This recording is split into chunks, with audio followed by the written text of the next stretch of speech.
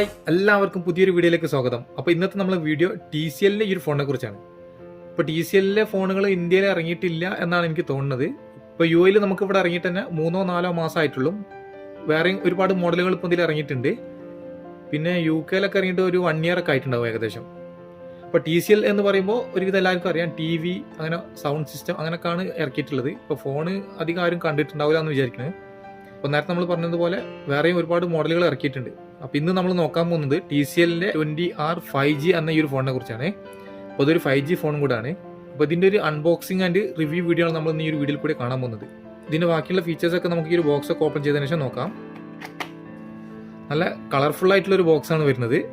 നമുക്ക് കിട്ടുന്നതൊക്കെ demo phone ആയതുകൊണ്ട് തന്നെ നമ്മൾ 1-2 ദിവസം യൂസ് ചെയ്തതിന് ശേഷമാണ് ഇതിനൊക്കെ റിവ്യൂ ചെയ്യുന്നത്. അതുകൊണ്ട് തന്നെ നമ്മൾ ഈ ഒരു ഫോണിൻ്റെ ബോക്സ് ഓൾറെഡി ഓപ്പൺ ചെയ്തതാണ് ഒരു പ്രാവശ്യം. ഫോണാണ് ബോക്സ് ഓപ്പൺ ചെയ്യുമ്പോൾ തന്നെ ഉള്ളത്.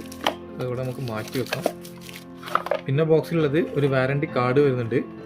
പിന്നെ സിം എജക്റ്റ് ചെയ്യാനുള്ള ഒരു ടൂള്, യൂസർ മാനുവൽ, പിന്നെ ടെമ്പററി സ്ക്രീൻ കാർഡ്. അത്ര കട്ടിയൊന്നുമില്ല, ഒരു സോഫ്റ്റ് ആയിട്ടുള്ള കാർഡാണ്. ഇത് സ്ക്രീനിൻ്റെ മേലെ ഒട്ടിച്ചതിന് ശേഷം ഫോൺ താഴെ വീണാൽ എന്തായാലും പൊട്ടും, അത്ര തിക്നെസ് ഉള്ളൂ ഇതിന്. പിന്നെ TPU കേസ്. ഇതിൻ്റെ കൂടെ ഇങ്ങനെ സ്ക്രീൻ കാർഡും ഈ ഒരു ബാക്ക് കവറും കിട്ടുന്നത് നല്ലൊരു കാര്യം തന്നെയാണ്. കാരണം ഇങ്ങനെയുള്ള പുതിയ ബ്രാൻഡ് ഫോണുകൾക്ക് ഇറങ്ങുന്ന സമയത്ത് നമുക്ക് ഈ ഒരു സ്ക്രീൻ കാർഡും അതുപോലെ തന്നെ ബാക്ക് ഐസ് ഒന്നും ഇപ്പോൾ നിലവിൽ അവൈലബിൾ ആവില്ല. അപ്പോൾ ഇതിൻ്റെ കൂടെ അങ്ങനെ കൊടുത്തില്ലെങ്കിൽ നമുക്ക് ഇത് വാങ്ങാനൊക്കെ ഭയങ്കര ബുദ്ധിമുട്ടായിരിക്കും. കുറച്ച് ഈ ഒരു ഫോണൊക്കെ കുറച്ച് ഇറങ്ങി ഒന്ന് ക്ലിക്ക് ആയതിൻ്റെ ശേഷമൊക്കെ ആയിരിക്കും ഇതിന് കേസും സ്ക്രീൻ കാർഡൊക്കെ ഇറങ്ങുക. അപ്പോൾ ഇങ്ങനെ ഇതിന് കൂടെ കൊടുക്കുന്നത് ഒരു നല്ല കാര്യം തന്നെയാണ്. പിന്നെ Type-C ചാർജിങ് കേബിള്. പിന്നെ ഇതിൻ്റെ കൂടെ നമുക്ക് ഇയർഫോൺ കിട്ടുന്നുണ്ട്. വലിയൊരു ക്വാളിറ്റി ഒന്നുമില്ല, കാരണം അതിൻ്റെ വയറൊക്കെ കാണുമ്പോൾ തന്നെ മനസ്സിലാവും. അത്രയും സ്ലിം ആയിട്ടുള്ളൊരു ഇയർഫോണാണ് വരുന്നത്. അതുകൊണ്ട് തന്നെ വലിയ ക്വാളിറ്റി ഒന്നും പ്രതീക്ഷിക്കേണ്ട. പിന്നെ ഒരു ചാർജിങ് അഡാപ്റ്റർ. നമുക്കൊരു ഫോണിൻ്റെ ബോക്സിൻ്റെ കൂടെ കിട്ടാവുന്ന എല്ലാ ആക്സസറീസ് ഇതിൻ്റെ കൂടെ വന്നിട്ടുണ്ട്. അപ്പോൾ ഇതാണ് നമ്മുടെ TCL 20R 5G എന്ന മോഡല്. എൻ്റെ കയ്യിൽ വരുന്നത് ഒരു ബ്ലൂ കളറാണ്. ഈ ഒരു ഫോൺ ഇറങ്ങിയിട്ട് കുറച്ച് മാസങ്ങളായിട്ടുണ്ട്. ഇപ്പോഴാണ് നമ്മളെ കയ്യിൽ കിട്ടിയത്. അപ്പോൾ ഇതിൻ്റെ ബാക്ക് സൈഡ് നോക്കുന്ന സമയത്ത് ഒരു മാറ്റ് ഫിനിഷിൽ വരുന്ന പ്ലാസ്റ്റിക് ബോഡിയാണ്. ഫിംഗറൊക്കെ ഇങ്ങനെ ടച്ച് ചെയ്യുന്ന സമയത്ത് പെട്ടെന്ന് തന്നെ പതിയുന്നുണ്ട്. പിന്നെ റിയർ മൗണ്ട് ഫിംഗർ പ്രിൻറ്റ് സെൻസറാണ് വരുന്നത്. അതുപോലെ 3 ക്യാമറയും ഒരു ഫ്ലാഷും കൊടുത്തിട്ടുണ്ട്. TCL എന്നുള്ള ഒരു ബ്രാൻഡിങ് ഇവിടെ വരുന്നുണ്ട്. റൈറ്റ് സൈഡിലായിട്ട് പവർ ബട്ടൺ, പിന്നെ വോളിയം ഫോക്കസും ഇവിടെ തന്നെയാണ്. മുകളിലായിട്ട് 3.5 mm ഹെഡ്ഫോൺ ജാക്ക്, ഒരു സെക്കൻഡറി നോയിസ് ക്യാൻസലേഷൻ മൈക്ക്, താഴെ ഭാഗത്തായിട്ടാണ് സിം ട്രേ വരുന്നത്. ഇത് നമുക്ക് ഒരേ സമയത്ത് 2 സിം കാർഡ് അല്ലെങ്കിൽ ഒരു സിം കാർഡും ഒരു മെമ്മറി കാർഡ് ഇട്ടിട്ട് യൂസ് ചെയ്യാൻ പറ്റും. അങ്ങനെയുള്ളൊരു ട്രേ ആണ് വരുന്നത്. പിന്നെ ഫോണിൻ്റെ താഴെ ഭാഗത്തായിട്ട് 2 സ്പീക്കർ, Type-C ചാർജിങ് പോർട്ട്. അപ്പോൾ ഫോണിൻ്റെ ഡിസ്പ്ലേ സൈഡ് നോക്കുന്ന സമയത്ത് 6.52 ഇഞ്ചിൻ്റെ HD+ IPS LCD 90 Hz refresh rate വരുന്ന ഒരു ഡിസ്പ്ലേ ആണ് ഈ ഫോണിന് വരുന്നത്. അപ്പോൾ അത്യാവശ്യം ബ്രൈറ്റ് ആയിട്ടുള്ള ഒരു ഡിസ്പ്ലേ തന്നെയാണ്. 500 nits ആണ് ഇതിനൊരു മാക്സിമം ബ്രൈറ്റ്നസ് വരുന്നത്. ഇത് HD+ ഡിസ്പ്ലേ ആണെങ്കിൽ പോലും അതിൽ നല്ലൊരു ക്വാളിറ്റി നമുക്ക് ഫീൽ ചെയ്യുന്നുണ്ട്. പിന്നെ സൈഡിലൊക്കെ ബെസൽ കുറവാണെങ്കിലും താഴ്ഭാഗത്ത് അത്യാവശ്യം നല്ല ബെസൽ വരുന്നുണ്ട്. 83.3% ആണ് ഇതിൻ്റെ ഒരു സ്ക്രീൻ ടു ബോഡി റേഷ്യോ. പിന്നെ വാട്ടർ ഡ്രോപ്പിന് വെച്ചാണ് വരുന്നത്. പിന്നെ പ്രൈസിങ്ങും കാര്യങ്ങളൊക്കെ നമ്മൾ പറയാം എത്രയാണ് വരുന്നതെന്നൊക്കെ. കുറച്ചധികം ടൈം ഈ ഫോൺ കയ്യിൽ പിടിക്കുമ്പോൾ ഒരു വെയിറ്റ് ഉള്ള പോലെ ഫീൽ ചെയ്യുന്നുണ്ട്.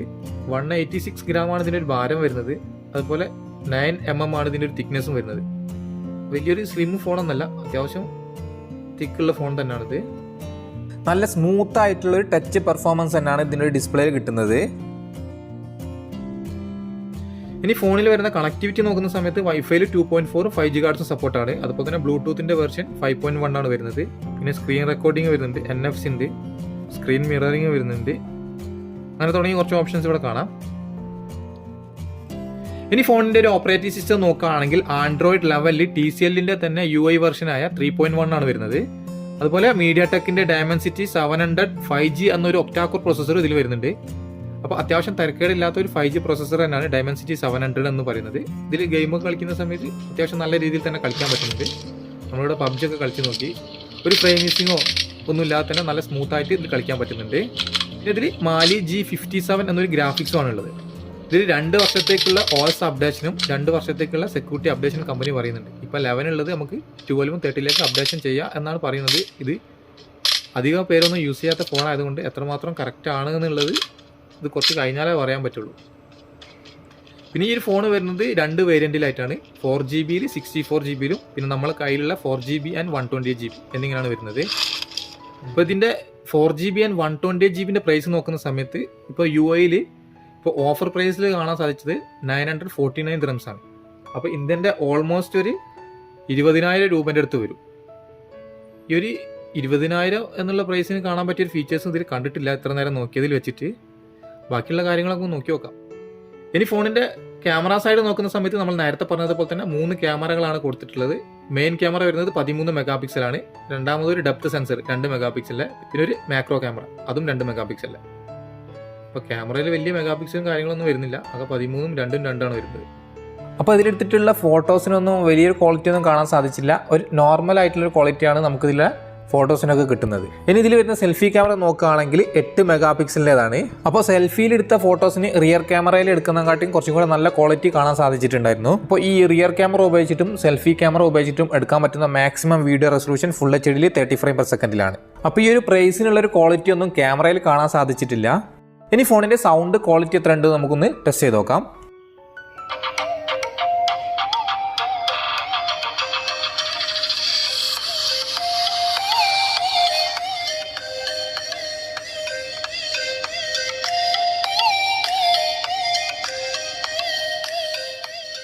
അപ്പോൾ ഇതിൽ സ്റ്റീരിയോ സ്പീക്കേഴ്സ് ഒന്നല്ല വരുന്നത്. താഴെ ഭാഗത്തായിട്ട് 2 സ്പീക്കർ കൊടുത്തിട്ടുണ്ട്. അപ്പോൾ അത്യാവശ്യം ലൗഡായിട്ടുള്ളൊരു സൗണ്ടും നല്ല ക്ലിയർ സൗണ്ടും നമുക്കതിന് കിട്ടുന്നുണ്ട്. ഇനി ഫോണിൽ വരുന്നത് റിയർ മൗണ്ട് ഫിംഗർ പ്രിൻറ്റ് സെൻസറും ഫേസ് ലോക്കുമാണ് ഇതിൽ സെക്യൂരിറ്റി ലോക്കായിട്ട് വരുന്നത്. അപ്പോൾ ഈ ഒരു പ്രൈസിന് ഇങ്ങനെ rear mount fingerprint sensor വരുന്നത് വളരെ ചീപ്പ് എന്നാന്ന് പറയാം. കാരണം ഒരു 10,000-12,000 രൂപയുടെ ഫോണുകളിലൊക്കെ ആണ് നമുക്ക് ഇതേപോലെയുള്ള റിയർ മൗണ്ട് ഫിംഗർ പ്രിൻറ്റ് സെൻസറൊക്കെ കാണാൻ സാധിക്കുന്നത്. അപ്പോൾ ഇങ്ങനെ 20,000 രൂപയൊക്കെ വരുന്ന ഫോണിന് ഇതേപോലെ റിയർ മൗണ്ട് ഫിംഗർ പ്രിൻറ്റ് സെൻസറൊക്കെ കൊടുക്കുന്നത് ആർക്കും ഇഷ്ടപ്പെടാത്തൊരു കാര്യം തന്നെയാണ്. എന്തായാലും നമുക്ക് ഫിംഗർ ഒന്ന് ടെസ്റ്റ് ചെയ്ത് നോക്കാം എത്ര സ്പീഡ് ഉണ്ടെന്ന്.